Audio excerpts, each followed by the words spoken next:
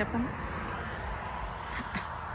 మీరు మా సొరకాయలు చూడండి ఎంత పెద్దగా అయ్యాయి, ఇక్కడ యూఎస్లో పండించామని చెప్పండి. అట్ట కాదు, హలో ఫ్రెండ్స్ అనాలి.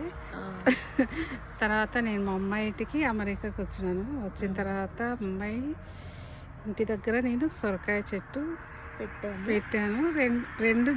రెండు సొరకాయలు 3 సొరకాయలు వచ్చాయి. నేను ఇప్పుడు హార్వెస్ట్ చేస్తున్నా. దోసకాయలు పెట్టాను, బీరకాయలు పెట్టిన, బంతినారు, వంకాయ చెట్లు పెట్టిన, బెండ చెట్లు పెట్టిన, ఇవన్నీ నేను పెట్టిన. అమెరికాలో నేను కూరగాయలు పండించిన. ఇక చూడండి మా దోసకాయలు ఎంత బాగా వచ్చాయి.